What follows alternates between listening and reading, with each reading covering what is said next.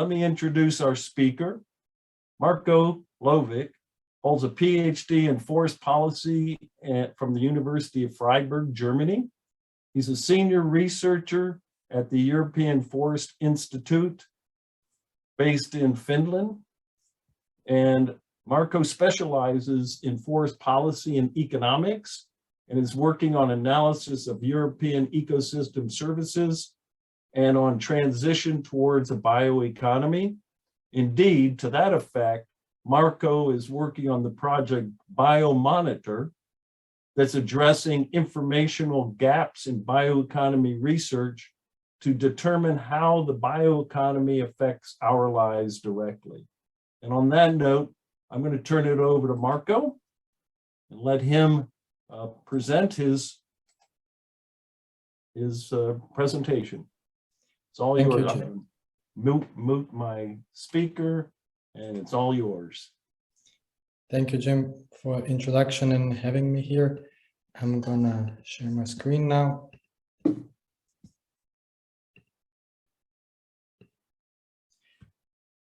Okay. So the title of the presentation is Non-Timber Forest Products and Bioeconomy in the European Union.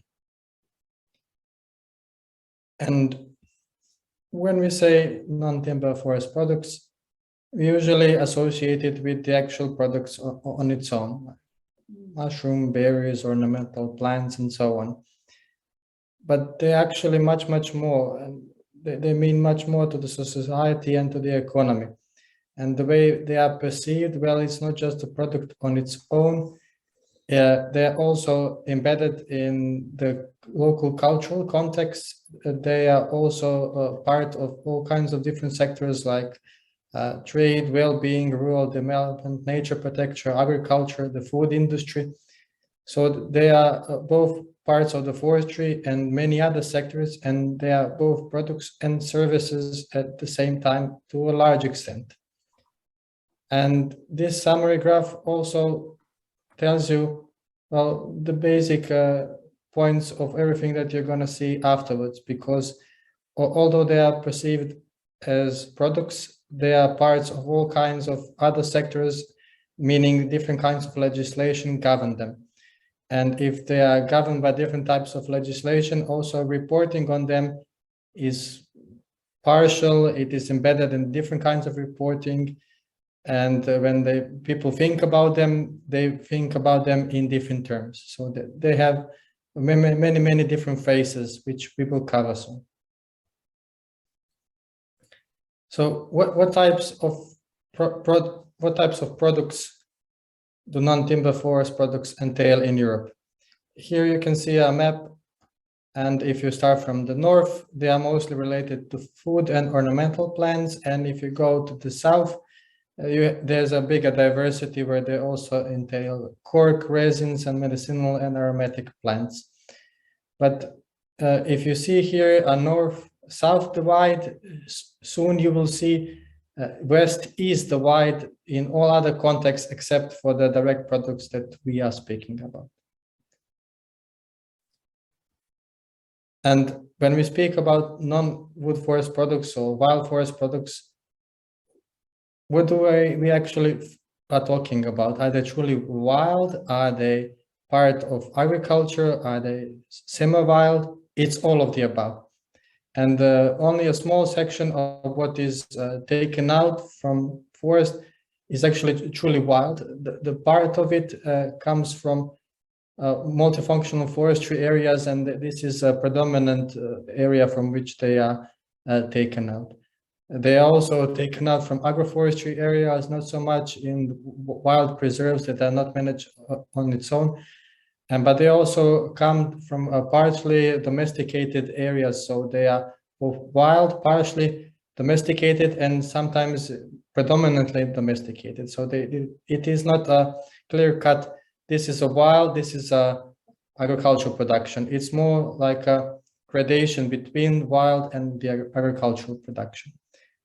So what we are speaking about takes the entire range in hand.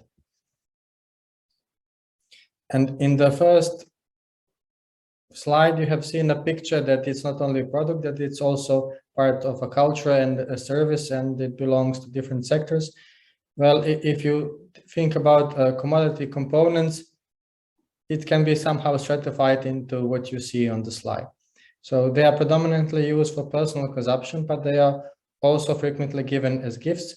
They are not just the products on its own, they are embedded within frequently embedded within the experience, like paying for a basket weaving course. What is also very important, especially in formal markets, is the territorial marketing related to the territorial products, like mushrooms from a specific areas or from a certain farm area and so on. There are also quite frequently niche products like truffles, but they can also be mass market or industrial raw materials like cork stoppers or bilberries and so on. And another thing that you have perhaps noticed is that I have only spoken about what we call raw materials of non-timber forest products. We don't speak frequently so much about the added value products. And the reason for that is because the supply chains, and if you call it a value added of non-timber forest products, is much smaller than of the wood-based products. So majority of the discourse about them is about the raw products. If you think about what is collected in Europe in terms of categories of products, well, these percentage, the numbers that you have seen on the left are percentages of households that collect different groups of non-timber forest products. And over 20% of European households collect wild berries, about 20%, 15 or so percent has collected wild mushrooms. And then if you go down, it's a forest collection of forest nuts, medicinal and aromatic plants, decorative products, saps and raisins, and the last are the truffles. But at least in European context, if you say non-timber forest products, you usually mean berries and mushrooms, and this is what actually majority of people collect. And here there are some maps of Europe by country, where this east-west divide is visible that I have mentioned before. There's a lot of information here going on, but all can be summarized in this west to east discrepancy. First, on the share of households that collect non-wood forest products, as we usually call them in Europe. And let's say that about 24% of households collect non-timber forest products. That's the European average. But in the Western Europe, it's 10%, even less. In Eastern Europe, it's almost half of the population. In terms of how much is collected, in Western Europe, it's about 8, 10, 12 kilos on average from 6 to 8 products, by year. And in Eastern Europe, it is between 10 and 12 products. And the median for Eastern Europe is about 30 kilos a year per household from the households that collect them. And this also tells you, so these two numbers also tell you why are they collected and how. And in Eastern Europe, they are mostly collected because of the product on its own for consuming it, and also to make some income out of it. Whereas in Western Europe, it is predominantly seen as a part of forest recreation. In the map marked with the letter C, you see a share of households for which these products represent an income contribution. By income contribution, I mean more than 11% of annual net household income. And in Western Europe, this, let's call it significant part of income is associated to about 4% of all the households, whereas in the Eastern Europe, it is associated to about 8% of the households. So let's say on average on Europe, 5% of households get part of their income from these type of products. And the last one, marked with D, shows you per country what the mean value of these products per hectare per year is. And the European average is about 20 euros per hectare per year. It's not much, but it's also substantial if you multiply it with the number of hectares of forest in Europe. And this number really goes up about 50 to 60 euros a hectare a year if you exclude Russian forests. And unlike all the other maps, these values are highest in Central Europe, so up to 200 euros a hectare per year. Here you can see the value of collected products per country in billion of euros per year. And the biggest number, 3.7 billion euros a year, is associated to Russia. This is hardly surprising because Russia has an extraordinary percentage of forest coverage in Europe. But then you have France, Germany, and Turkey, followed by Italy, Poland, and Spain, and all the others have much less than 1 billion of euros a year collected. So few countries, this is where majority of the value is located in. In terms of consumption, here you can see household consumption rates per product group within a given year. So almost, I think it was 92% of European households have consumed non-timber forest products in the year before the survey's distribution. If you disaggregate this by product group, then the most frequently consumed products are fresh and dried nuts, fresh berries, dried, frozen, prepared wild berries, fresh and wild mushrooms, and then products based on natural extracts, and you can see the rest of them. But in short, it is here disaggregated to not only fresh products, but also transformed into frozen, dried, or high added value products. And once again, nuts and berries dominate what is consumed. Here you can see the disaggregation of legislation in terms of what policy area it is and what the position in the value chain it is. And well, in the first slide, it was said that non-timber forest products are managed by all kinds of legislation, and you can see here that this legislation comes from various sectors, but they can be, let's say, split into two groups. One group connected to forestry, agriculture, and nature conservation that deals with forest tenure management, harvesting, and production. And then you have another group of legislation that deals with processing, trade, sale, use, and consumption, or further up the chain that comes from foods and safety, trade, plant health and certification, public procurement policies. So this is fairly complex and also quite removed from what we typically mean by legislation that governs non-timber forest products.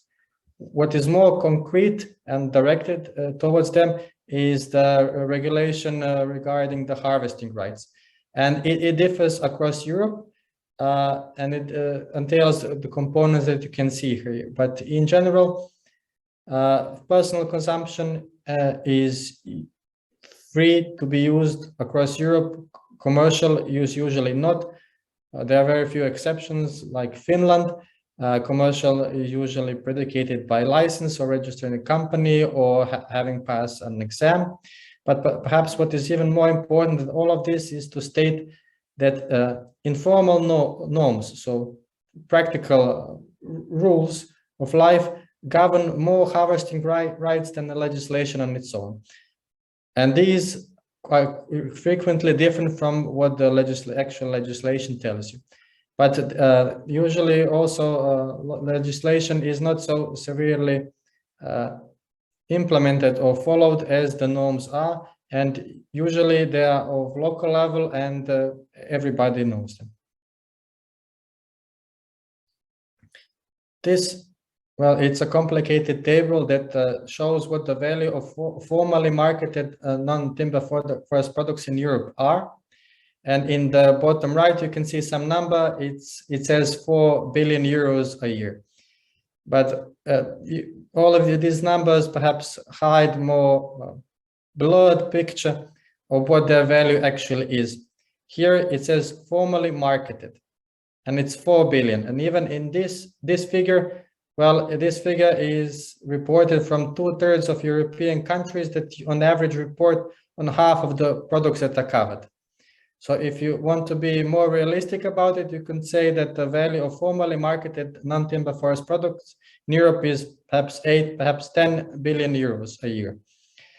And there is an agreement in scientific community or shared understanding that the value of informal market is about 2 to 3 times higher than what the value of formal market is. Then you have to multiply that number again.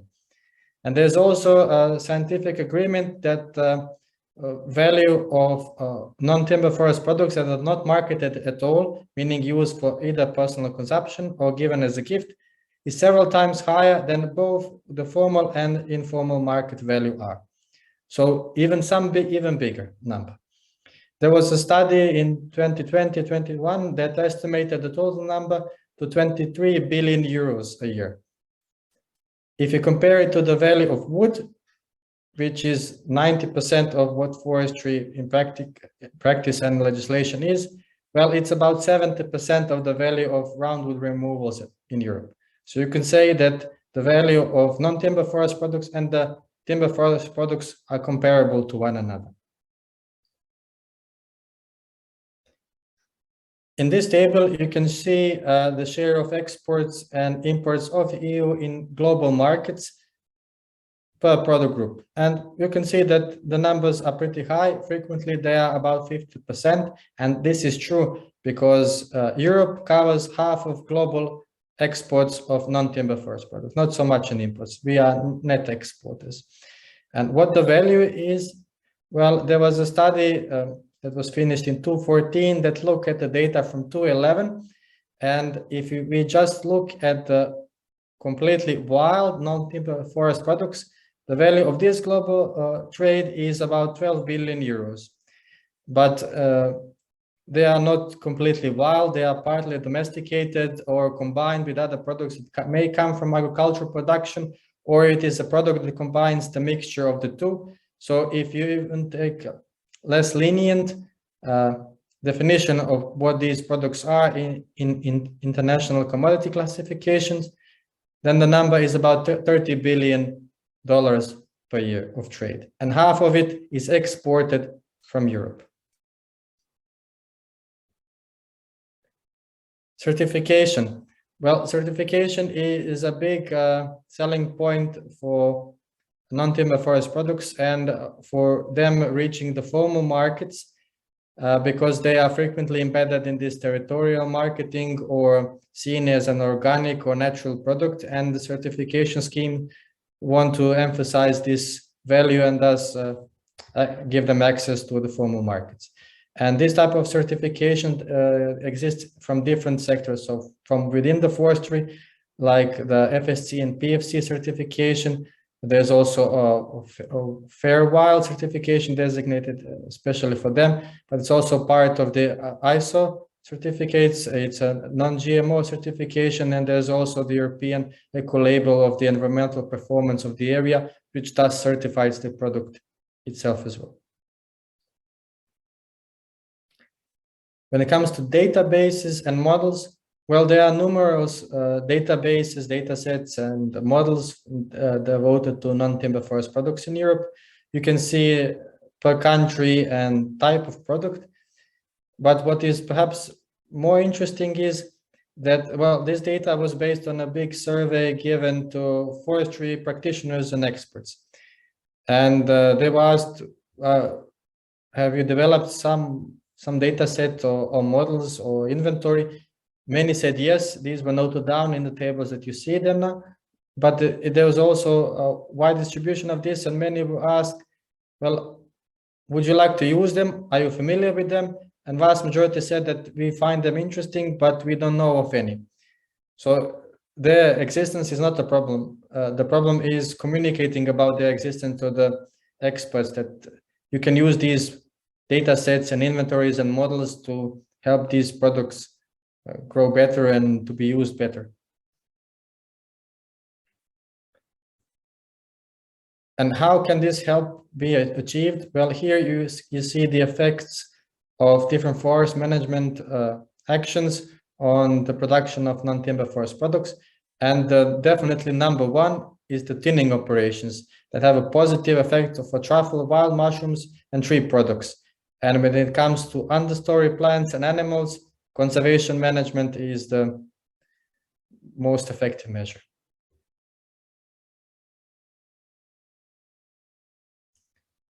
And here you can see pictures of some products that are not what you would typically think about when you say the term non-timber forest products. So they can be connected, as previously said, to a basket weaving course. They can come from a certain nature conservation area, a nature park, so territorial marketing.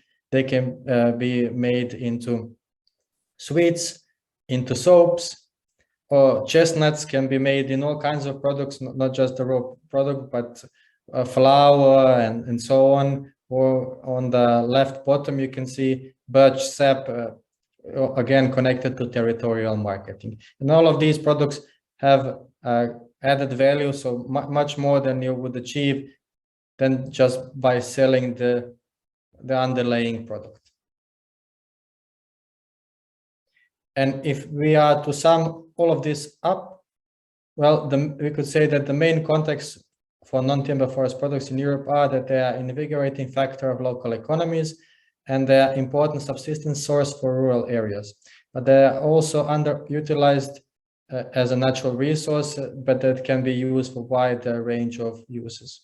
When it comes to its economy, well, they are widely collected and consumed, but actually they have also short supply chains and low added value. And this is an area which should be strengthened in order to reach their bioeconomy potential. So this is the key priority, to enabling access to formal markets, which they rarely enter. And it is especially said because Europe is in the center of global trade. So how can the situation be improved? Well, official reporting or giving actual numbers behind them is a good starting point to include the informal market and this consumption as well as, and not just the official reporting that comes from the formal market. Another item is to simplify collection rules, like moving the taxation away from the collectors, and also to separate these wild and non-wild products in commodity classifications, which is a big problem when you want to assess how they are traded. And in order to increase the economic opportunities, there are some points on how can this be achieved. It is by training on commercialization opportunities, to develop traceability schemes, by monitoring and inventorying, better innovation support systems, and stronger support to extension agencies. Thank you. I will stop sharing my screen. Excellent. Thank you very much. Excellent presentation. Thanks, Marko. I think we've got some questions lined up.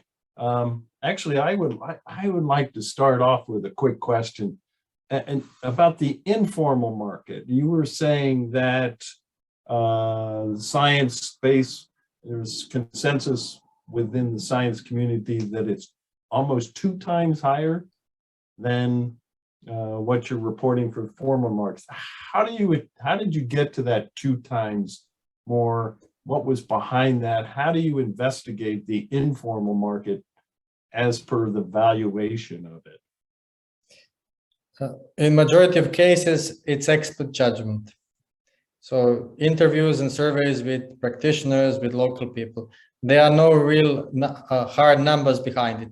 There are bigger higher numbers when you look at some local areas case studies. So there are many publications that deal with this on a level of some protected a nature park or a bigger area that allows for forestry measures to be implemented. But when you scale it up to national level, then it's usually surveys and interviews. Cool. Thank you. Yeah. I think that seems to be the real challenge with most NTFPs is there's this huge informal market that we haven't really figured out how to value or how to document. I see that all over the world.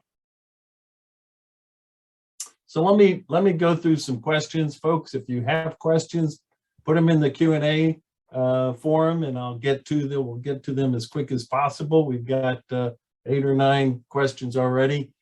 Judith asks questions for standards for describing the product. So are there standards or standard language for these products in international trade?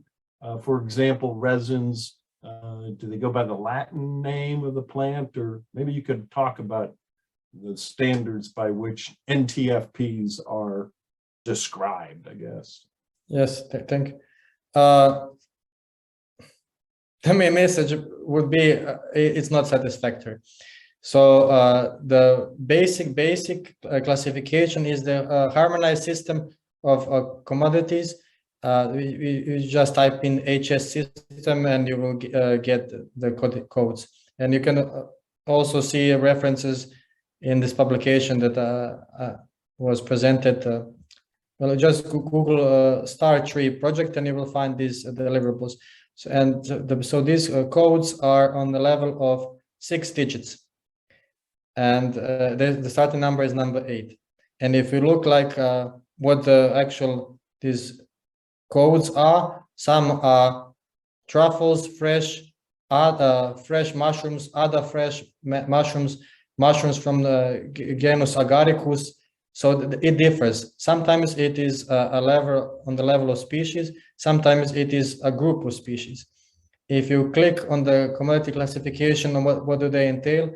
Sometimes they list like the most prominent ones, but some of the categories, they just say other types of mushrooms. So it's not very explanatory.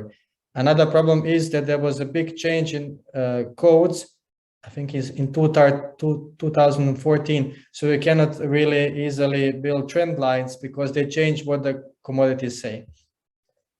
A better situation is found within Europe that operates on the level of 8 digits, meaning that each of these codes on global level has many subcodes on European level, and this is called CN system. Here, situation is much better, and you can really follow what's going on.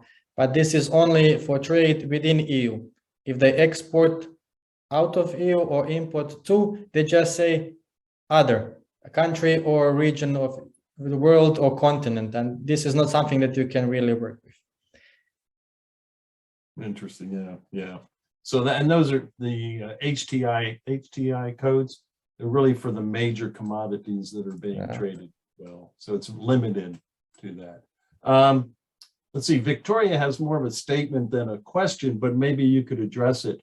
And she says, I guess collecting and also the implied percentage depends also on the owner status of the forest, whether it's private, public owned, or a state forest. Could you address the access and tenure issues that are abound? Yes, so it differs as there are many countries in Europe, but in general, if I were to say something like a one-way system, well, there is an access. And you can collect in most of the vast majority of places for personal collection these products. And they are usually defined by quantity. So let's say in 80% of forests in Europe, you can almost go anywhere and collect up to 4 kilos of mushrooms a day. Sometimes you have to announce yourself beforehand or ask or pay for a permit, but usually you have access to the forest. Commercial usage is another thing, and it's more complicated and it's regulated. But these, let's say, up to a couple of kilos a person a day, this you can use almost freely. Right, good, yeah. There's very different tenure all around the world, I think. Charlie asked a question, does game meat that's, well, he says included for pet foods, is that included as a non-timber product or essentially wild game? If you look at the definition, yes. But if you look at the actual reports on, well, we usually say, in Europe say non-wood forest products and don't include fuel wood. But when we say this term in scientific community, non-wood forest products, 90% of people have only plant-based products, sometimes also honey in their mind, but they don't have game in their mind. And if this is reflected in the reporting and in scientific publication, there are many titles saying we show overview of what the situation is. They don't include game. Reporting doesn't include game. Game is managed by a totally different type of legislation. It has its own legislation, its own institutional framework, own stakeholders and tenure rights. It is completely different, and it is much more regulated and strictly like controlled who does what and who is allowed to do what. So formally, it is included in the definition, but in practice or in documentation, it is not. And literature is totally different. Interesting. Yeah. I think we need to start it. I think many of the people that are involved in non-timber forest products are plant-based people, and we really need to expand that paradigm to include the consumption of wild game, because it's quite important economically and subsistence-wise. Yes. Judith asks another question. In the U.S., the popularity of wildcrafting has led to concerns about over-harvesting or over-collecting. Is that an issue in European countries and other countries? And thank you. Yeah, so there are many inventories of non-timber forest products, but in general, you could say that they are not very well inventoried. It's very difficult to get this data, and thus there is no real confirmation or knowledge is it overly used or not. But overall message is that it is not. So there's really a lot of them, and this situation where they are overexploited is usually in some small hotspots. But in general, there's really a lot of them. So the current level of consumption or collection are adequate to what the supply is. Yeah, good point. Fred asked the question, you said conservation management was best for wildlife. I think that's what you were getting at. And he says, my wildlife course, which was a long time ago, said that maximizing edge and varying forest structure, for example, clear felling or shelter wood, maximizes the number of species, so may be better. Is this a fair view in your mind? It's difficult for me to judge because this is not what my core expertise is. You said that the presentation will be shared. In the end, there's a list of references and also to this survey from which the data originated. And it was answered by forestry experts around Europe. And I would have to see what the justification of this relation is. I cannot give you a nice answer. Right. Good question. Arun asks the question about how sustainable are the collection of NTFPs. I think we addressed that in a previous question, but are there specific studies out there on sustainable harvest practices? I know that I've done a couple sustainable harvest studies, and I see them frequently. Every once in a while. What's your perspective on that, Marko? I commented so in general what the supply is and what the level of harvestings are, and once again I would repeat that the harvesting level are below what the overall threshold of the supply is. But if you think about the sustainability, I think the bigger issue is in this adherence to good practice or the norms of collection. And this is frequently actually where the problem is, because there are unsustainable harvesting practices where, for instance, the mycelium of the mushrooms is disturbed, where if you collect berries, you also produce damage to the plants and so on. And this is a big problem, especially in areas where there are collectors coming from other regions. They don't adhere to these informal best practices of collection. And this is frequently a big problem. So educating people on how to collect mushrooms and when and how much, and to leave some and not to damage the mycelium, this is something that has to be strengthened for sure. Good, thank you. Let's see. Oh, yes, Sen Wang in Canada. So it's a great presentation. And he asked, can you elaborate on the challenges of collecting data on NTFPs in the context of the European countries? Yes. So the same group of authors also wanted to see what is collected around Europe, or if you think about non-timber forest products, what they actually are. And they found 270 products coming from 130 species, and I forgot the rest of the numbers, but when I saw these two, I said, wow, this is a very big diversity. And this big diversity is also part of the answer to the question. So there's really a lot of them. It's difficult to monitor them. And this is reflected in one of these, let's say, nasty tables that you have seen with all kinds of numbers of what their value is. So there's a standardized survey given to all the ministries or competent authorities for forestry to say what non-timber forest products in the country are, how much of them they are, and what is collected. It's difficult to quantify them. So they usually focus on a couple of, I don't know, 5, 10 most economically viable ones. And for those, there is some data. So this type of data exists for the most economically viable. But if you look at all diversity of 130 species and 270 products, it's impossible to monitor them, especially if you see officially that there are low numbers behind their worth. Well, it's not a cost-effective exercise to do it. Could we parse those 100 and some odd species into product groups and report on those? Would that work to get yes better? Yeah. So you have seen these sunflower charts in the presentation, and they come from a study which is actually displayed in 2 publications. And Annex, one of them, actually wants to help how this reporting is done, so that competent authorities don't just focus on the usual suspects, but it groups, I think it was 54 products, and it groups them into 5 or 7 per country for each country of Europe, and say, like, bilberries are representative of 6 other types of berries. If you collect data on them, you have a bigger picture. This type of mushroom is representative for 6 other mushrooms. If you collect data on those, it can help you to say how much is collected and so on from these other ones as well. So if you, once again, I think you said you will share the presentation. There's a list of references in the annex.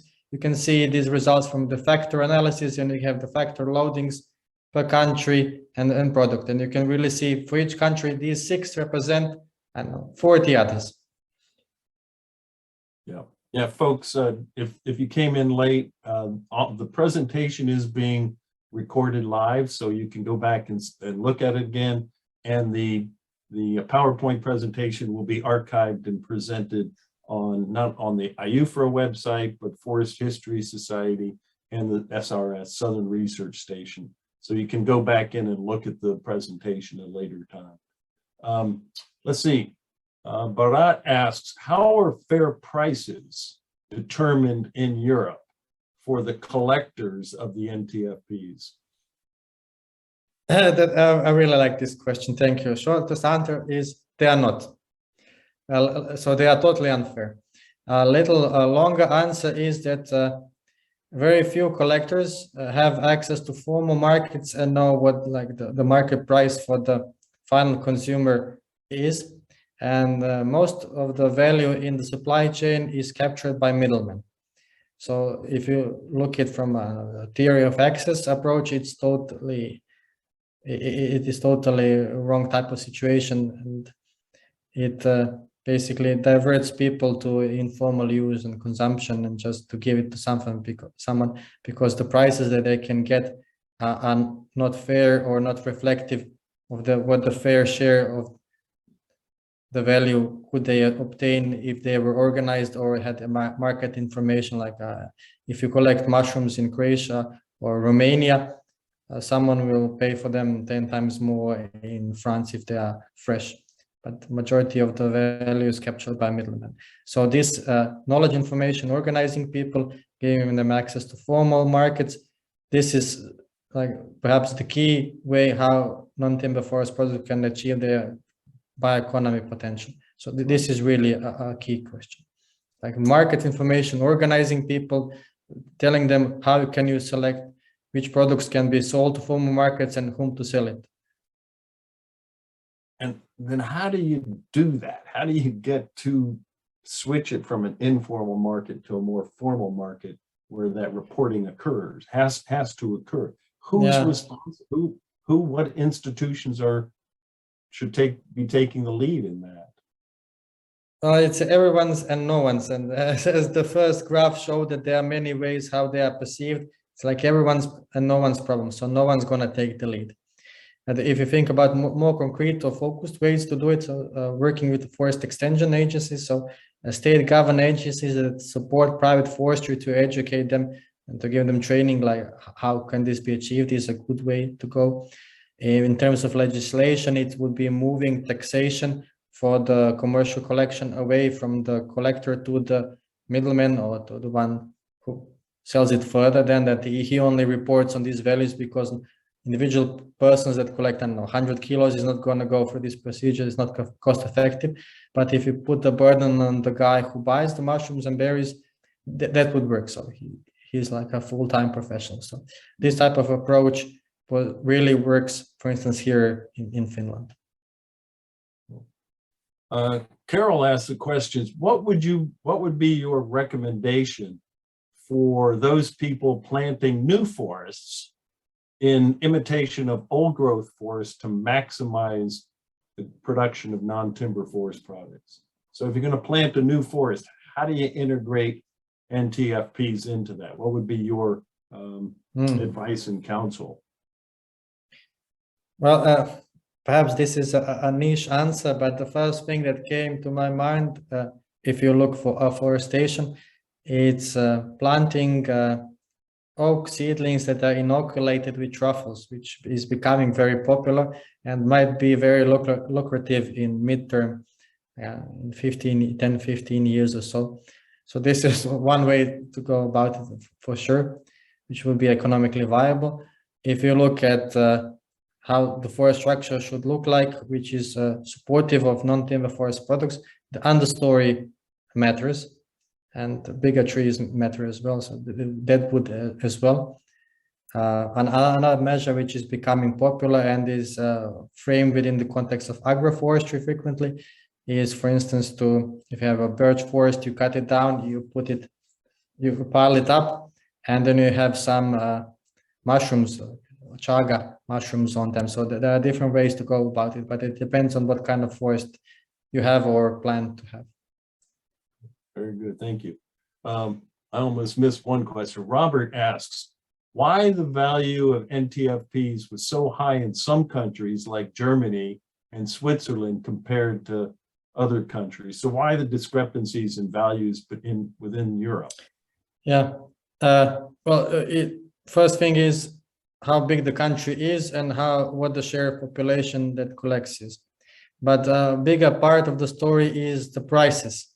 So for this study, we gathered prices for first placement, meaning the first price that the collector gets. So the first time when you place a mushroom on a formal market, this was the price that was recorded. But it is per country. And you can imagine that the collector in Switzerland gets 10-15 times more for the same mushroom than a collector in Russia. So it's national level prices that are the biggest factor in this. Interesting. Let's see, another question. In your presentation, you said that the first major NTFP collected were berries, but the major consumption was in nuts.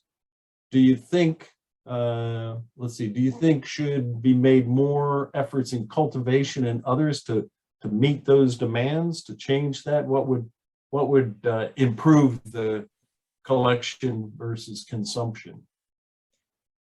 Well, Europe is a net exporter, so I think it can, but it also imports a lot. And if you look at just what the situation is now, one could say that Europe is self-sufficient when it comes to non-timber forest products. So I don't see a big problem there. It perhaps so depends on what kind of nuts are being collected and which type of nuts are being consumed, and this differs, and not all of these nuts can grow in Europe. Right, interesting. Let me see, there's a couple more questions. I've got a couple questions in the chat box, which I'm trying to cover too. I'll get back to those. Soner says, I think Central European countries have high profits from NTFPs because mainly they are the ones who have high technologies and certification labs, so that they determine the standards and prepare the certification regulations. And they have the ability to do detailed control on this product. So he said, I'd like to hear your voice about this issue. So it's the use of technologies and certification to increase profit and value added for NTFPs in Europe. If that makes sense. Does that make sense? I hope I interpreted that correctly. Right. But when it comes to technologies, well, if you think about what one would term wild, there are no big technologies behind this. But non-timber forest products have a continuous, let's say, classification from something which is truly wild to something which is truly domesticated. And perhaps the technologies play in this context, and when you an important role. And what you said about Central Europe, well, for instance, bilberries are grown wild in Finland, and they are to a large degree domesticated in France. So I think French people saw more technology behind it, but it also comes to resource base and what their natural area is. So technologies, I wouldn't say that they play a big role. And when it comes to certification, ISO standard is a universal one, and who makes the decisions behind it? Yes, ISO is based in Central Europe, but I don't think this is the way it goes. When it comes to others like FSC and PFC certificate, well, they have the generic standards, but both of them have to have the possibility, especially in PFC, to have the national level standards. And PFC mostly relies on national standards, FSC and international, but also it can be modified. So in each, any way you go about it, it's given to the national context. So again, certification is not something that strengthens the role of Central European countries. I wouldn't see it like this. So the biggest difference why the value per hectare of a Central Europe is the national prices. And if you look at something else that determines the value, it's the quality. So you have first, in mushrooms, you have first, second, and third quality. Perhaps collectors in Central Europe are more educated in how to process mushrooms or which mushrooms to place on formal markets so they achieve better prices. But this is speculative, and I wouldn't say that these are important factors. Interesting. Jeff has a statement and a question. He says, we think that here in the US, there is substantial degree of illicit harvesting and hence illegal shares of NTFPs. And he's wondering if there are large problems for particular products in Europe like that. So illicit and illegal harvesting, how does that play out in Europe? Yeah, we talked previously about terms formal and informal market and personal consumption, and comparing this to what is legal and what is illegal is perhaps not a nice exercise to do, because it's difficult to say that this is illegal. And especially because in practice, they are governed by local norms.